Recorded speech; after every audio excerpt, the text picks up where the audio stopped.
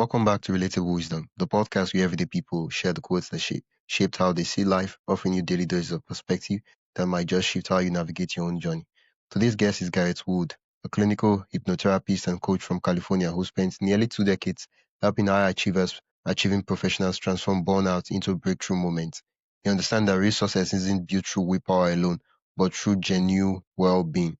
Let's step into Garrett's world for a few minutes and hear the quote that has guided him through his own discoveries about sustainable success. Tell us your name and what you do. My name is Garrett Wood. I'm the owner of Gnosis Therapy. We help high-achieving, high-masking professionals turn their burnout to a breakthrough from wherever they happen to be in the world. Oh, okay. Thank you for being on the podcast. Yeah, thanks for having me. Yeah. What's your favorite quotes, Garrett? Favorite quote? Oof.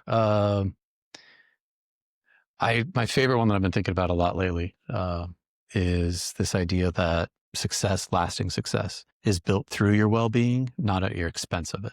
So I think a lot of us are out there trying to pursue success, and we're willing to do everything we can to find it. And oftentimes we give up a lot of ourselves in that process. I feel like I understand what you're saying, but I want an understanding that has depth. Would you be kind enough to give me an example of what you mean when you say true or well-being? Not how did you explain it again? Yeah. So well-being, there's a formal version of a definition, which would be the PERMA model of it. So it's positive emotions, engagement, relationships, eating, achievements, health, economic success, and environments that are all conducive to how we show up in the world. And when we don't have those, we usually end up with burnout or anxiety or depression. But a lot of the times we pursue things thinking that they're going to make us happy, and they might in the short run. We might get our goal, but then we were less fulfilled in the long run. And so it's trying to figure out the balance between both of those things. Okay. Can you repeat the quote again? Yeah. So real lasting success is built through your well-being, not at its expense. Okay. Real lasting success is built through your well-being, not at its expense. Now, what I want you to do for me is to share with me a story. It could be a personal story, or it could be, any other story, that clearly illustrates what it means to build success through your well-being, and then what it also means to build success at the expense of it. Yeah. So I can share a personal story. Okay. I worked for a pretty big corporation, a few people that reported to me, and they had teams that reported to them. So all in all, I was responsible for about 100-ish personalities, making sure we hired, trained, and developed, and they were doing good work and that they enjoyed their job. I worked a lot of hours. I didn't sleep a lot. Instead of getting a nap in or getting extra hours of sleep, I always reached for like an energy drink of some kind. And we were winning. We looked at the reports every day where our region was always doing best. So it felt good, felt like we were doing good work, but it was really stressful for a lot of people. There was a lot of conflict. There was a lot of hard nights, long nights. My health was failing. I had some aches and pains and some chronic issues that were showing up. My relationship personally wasn't doing well because I was so frazzled from my day. There wasn't a lot of me to go around. My temper was pretty bad. And then I went and got some help, some support through some stuff. And when I came back, pretty significantly within 90 days after that intervention in my own personal life, the numbers on the reports were doing better than ever. My personal relationship was better. My sleep was better. My health was better. My dog and she was okay with me. And my team was doing better. They were actually feeling better. They were getting better sleep. They were performing better. And the clients that they served felt better too. It showed up on the bottom line. It showed up financially. It showed up in our relationships at work. And so success, that number on the spreadsheet, we had it both ways, but one was at the expense of my well-being. And by an extension, I was being a jerk to everybody I was around. So there's two. They say your boss and your significant other are the two people that have the most impact on your mental health. So I guess I was the problem in that one. I'm just imagining them seeing their therapist and he's like, tell me about this boss. How does it make you feel? Okay, what changed? What changed? For me in that moment, we had lost a colleague. He had been with the company for about 20 years and he'd been asked to resign. And within 2 weeks, he had decided to take his own life. And so that was kind of a big wake-up call for me. For the last 20 years, he'd been given so much of himself to his title, to his position. that when that was taken from him, he didn't have anything else left that he felt like was worth living for. And that was pretty shocking. And it felt like I was kind of on that same trajectory at the time. So it was a big deal for me. And so you're right. I don't know if they had therapists, but I had therapists at the time. Specifically, I had a hypnotherapist. And so we worked on a lot of stress, and we looked on some like painful past things, some limiting beliefs I had about myself, where I felt like I had to show up as the best version of myself. And in doing that, it ended up being often not the right version of myself. Yeah, yeah. And it was a process, right? And for me, I would just want, speaking from experience, I just want, can you, what are some pointers, right, to show that, oh, what you're doing is you're building success at the expense of your well-being, not true well-being. Yeah. I think we think of athletes as like the archetypes of performance, and they're willing to go to like great lengths and push themselves really hard. And we see their effort versus us in our day to day, and we kind of idolize the effort that they put in. And we think, oh, that's what it is. I'm sitting out here on the couch. They're at the gym. When I'm at home eating, they're out at the gym doing whatever they're doing. Everything they do every minute of the day is thinking about this thing. And I think we try to model our success around that. And I don't think that's actually what's really happening for most of those athletes. I think they're phenomenal performers, natural talent, really gifted, and they're dedicated. But I think most of the time their coaches is saying, hey, slow down, take it easy, go rest. You've done enough for today. They're actually trying to like pull the reins and slow them down and get them to like focus in on just the important stuff and tune everything else out. And so I think we get the wrong message oftentimes from when we use performance models of athletes and try to compare ourselves to it. And I think when we do that, we end up costing ourselves our well-being, our sleep, our nutrition, our relationships, our passions outside of work. Those are all important. Yeah. Um, I noticed that there was a shift for you. When exactly did this happen? Like what That was in year? Like 2018. 2018. Okay, about 7 years now.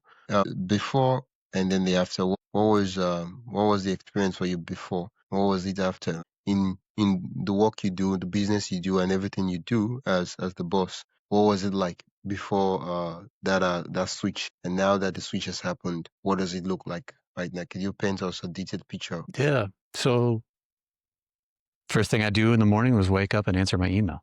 And I would look at the numbers. So before I even actually got to the emails, I would go and look at the reports because we have them on our phone. So I'd look at where we were standing for that day. And then my mood would reflect that number. If we were doing really well, I'd be in a better mood. But I would also be pretty anxious because it'd be like, how do we stay there? Right. If it was really low, now I'm even more upset because I'm like, oh, what happened? What went wrong yesterday? And so then my emails for the rest of that day would probably carry that tone. Myself would carry that tone. But a lot of that came down to my own insecurities of needing or wanting to see that number be as high as possible because I was using that number to prove to myself that I was enough, that I was good, that I mattered, that I did good work. And I appreciated the work and I enjoyed the value of it, but I was getting something extra from it. It wasn't just a paycheck. It was proof to myself that I did something. It was feeding something that I needed. And that's a pretty dangerous place to get that thing met at, especially with so many other people that it affects. So now I don't work there anymore. I have my own organization, but I'm not necessarily always looking at those numbers throughout the day. And my idea of what feeds me throughout the day is typically those other things outside of work. It's not the numbers and the performance. It's how do I feel that day? Let's take a quick pause. If you're enjoying this conversation and want more thought-provoking ideas straight to your inbox, join the Relatable Wisdom email list. It's free, quick, and filled with bite-sized insights, inspiring quotes, and behind-the-scenes reflections from our guests. Just head to relatablewisdom.com/join. That is relatablewisdom.com/join. Or tap the link in the show notes. And hey, subscribing to the podcast helps more than you think, and it's free. So if you haven't already, hit that follow button wherever you're listening. All right, let's get back to the conversation. How'd I sleep? How's my relationship feeling? Those kind of things. So pretty big difference, way less anxiety, moment to moment, day to day. Yeah. I noticed one of the things, because when people talk about addiction, what people think of is, oh, drugs and alcohol and all those things. But in terms of work itself, sometimes it's addictive. Addiction is not exactly a problem in a sense, right? It's a symptom of something else that is wrong, right? So certain persons, they have this deep level of insecurity, and so they're like, the only way they feel that they can be secure is if they spend, let's say, 20 hours in the day working on the thing. It's not like working hard is bad. There's nothing wrong with that. But now you're sacrificing long term uh, for the short term feel, for the short term proof, and you sacrifice your long term health, your long term mental well being, your all the long term stuff for the short term. So that's basically what our addiction is, right? You're addicted to let's say for coke, yeah, like this short term high, and then for the long term that has, okay, it's whatever you do short term, that, like, how did my previous guest define it? Whatever you do short term that has long term consequences. Yeah. So that's what I said. And in the same area, a lot of persons are addicted to work, to I don't want to say addicted to success, but they have issues that they need to deal with. And if they don't, the process of trying to create lasting success would end up destroying them itself. That's exactly right. The pursuit of it is the problem. Yeah. Yeah. I love what you said about addiction being a symptom of a problem. Whether it's drugs, whether it's working too much, it can be too, if you need it to be okay, you're not okay. And distracting yourself with a substance is not the real problem. It's the one we see and talk about, but it's not the real one, right? Yeah. A lot of persons, they've had this, they don't know who they are, right? Without the position, the title, the hours of work, the oh I so when you remove all those things, what happens is that they have this essential crisis where they start asking themselves, who am I?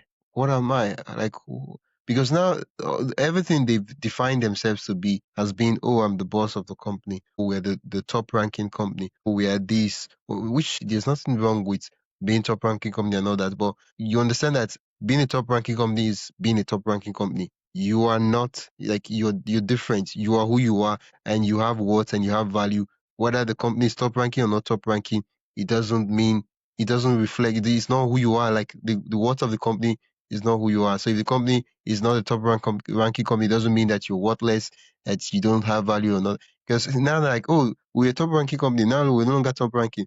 Oh, I feel like my life is wasted. Yeah. Yep.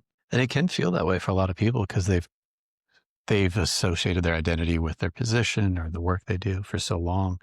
And some of those people are the most passionate. They work in fields where, they're nonprofit companies or they really care about the community they work with, and it is a part of who they are and their values. And so that passion that they have for the work, that work gets taken away, it gets dangerous. And athletes are like that. If you can no longer be a soccer player, football player, and that's all you've been for your whole life, it gets really tough. My buddy was going to college and had that happen, and he hasn't quite ever been the same since. So it's hard for him to find value in himself outside of the field. So it's really sad to see. It's a tough place to be, honestly. It is a very tough place to be.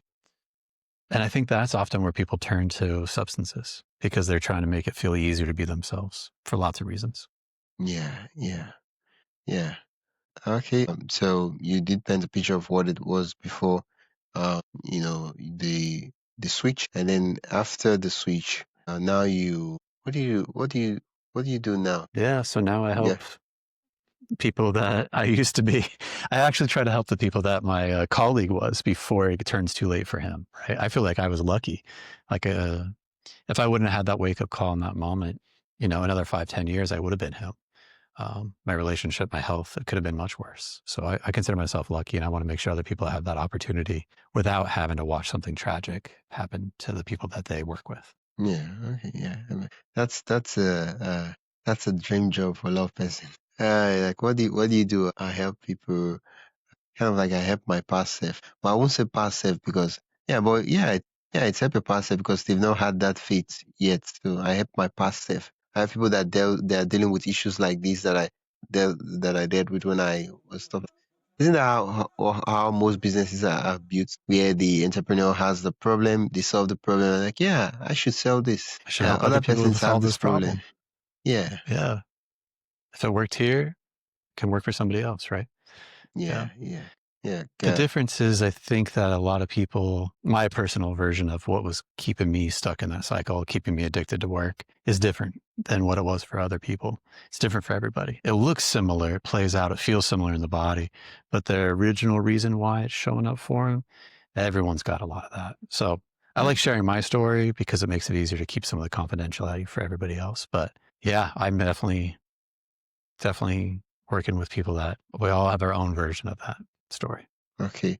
I feel like I should ask you what are the versions, but you should be able to tell me the versions without having it to be that you without what's the word looking as if you revealing confidential details because right. Yeah.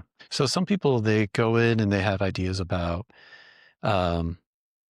worthiness, or their idea of like they have to be perfect for it to be worth doing at all. Other people struggle Ooh. more with like executive function, where the way they're told to do the work, like this is important, this is urgent, that doesn't actually motivate them to do the work. What really motivates them is like, this is interesting, this is challenging, this is unique, this is new. And when there's a difference in culture between those two, that trips a lot of people up too. And so I work with a lot of people mostly around that mismatch between the culture of the environment they're in versus their own personal values. That happens a lot. Yeah. I Yeah. It does make sense now that you explain like that. Yeah. Yeah. It's interesting. Yeah. It is. It is. Yeah. Would you be kind to repeat the quote? Yeah. So real lasting success is built through your well-being, not at its expense. Okay. For my listeners, what's one? It could be one, but like I like using the word one because it's simple. It's like the smallest number. What's one action, one step they can take today, right? To start building, because everybody wants to build success. Everybody wants to build very lasting success, but not everybody's building it through their well-being. Most persons build it at the cost or the expense of their well-being. So, what's one action step they can take today, like immediately, to start building success through their well-being? Yeah. So some people have their well-being's really suffering right now for lots of really good reasons. Most of the time, not even their own. They're born into it. Something's gone on in their life, their family, their friends. And so they're in this circumstance. And so for those people where they have really low well-being overall, we got to look for the thing that's actually the highest.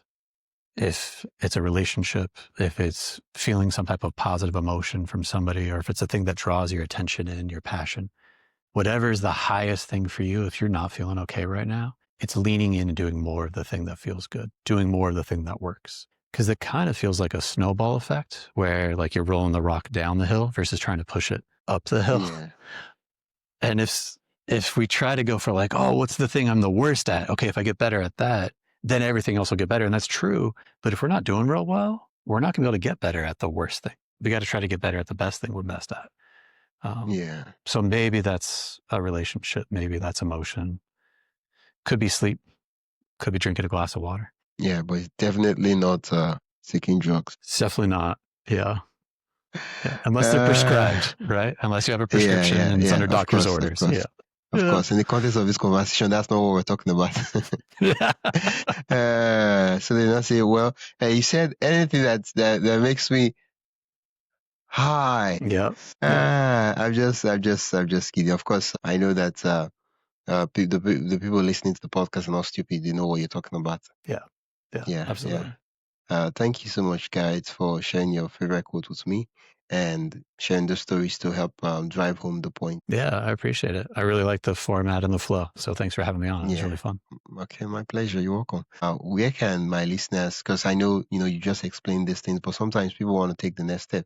Whether it's they just want to keep a tab on the content you're putting out there so they can learn more. So whether it's like, oh, I love to for him to be my coach. I feel like I have this problem too. I want to deal with it. Like, where can they learn more about you and your work? Yeah. So they can learn about more on LinkedIn if they want to follow me there. So it's Gnosis Therapy, Gnosis Therapy on LinkedIn, or they can do that on Instagram if they're on Instagram. But if they want, there's a link for Score app at Gnosis Therapy. On there, they can actually take an assessment so they can see how well their well-being is, if they're burning out or if they're like really well-resourced. And in there, it'll give them their own personal report about the next steps that they should take, not just general advice, but like specifically at that moment, what's best for them. Okay. I'll be sure to add all those links in the show notes and the description. That'd be awesome. Thank you, Garrett. Yeah. Thank you.